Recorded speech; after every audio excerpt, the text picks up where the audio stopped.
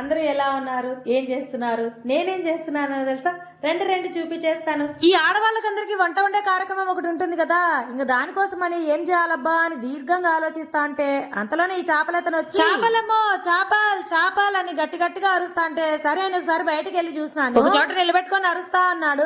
సరే మన కోసమే వచ్చినట్టున్నాడు అని చెప్పేసి రా అన్న చేపలు తీసుకుంటా అని పిలిచినాను. మామూలుగా మేము తీసుకునేది రోక్ అనమాట. ఇంకా ఆ రోక్ వచ్చేసి ఒకటే పీస్ ఉంది, అది కూడా 4 kgs ఉంది అన్నాడు. 2 ప్రాణాలే, దానికోసం 4 kg చేప ఎందుకు లేనాయనా, ఏదైనా చిన్న ఉంటే చూడు అన్నాను. ఇంకా అందుకే వీటిని తీసాడు బయటికి. ఇవి వచ్చేసి జిలేబీలు అంట. జిలేబీ అంటే స్వీట్ షాప్ లో జిలేబీ కాదండ, దీని పేరు జిలేబీ అంట. బులుసంతా తీసి కట్ చేసి ఇస్తా, తన పని తను చేసుకుంటా అంటే ఇంకా నా పని నేను చేసుకుంటా అన్నమాట. వయ్యారంగా ఫోన్ పట్టుకొని వీడియో తీసుకుంటా నా చేప. ఇంతలోనే టక్ అని ఒక చేపను ముక్కలు చేసి కొట్టి పడేసినాడు. కానీ నేనైతే చేప అట్లే ఉంచమని చెప్దాం అనుకుంటే మర్చిపోయేసినాను. ఇంకా అయిపోయిన పెళ్లికి మేళం ఎందుకులే అని చెప్పేసి ఇంకా మిగతా చేపల్ని అన్ని అట్లే ఉంచమని చెప్పినాను, పీసెస్ కొట్టకుండా.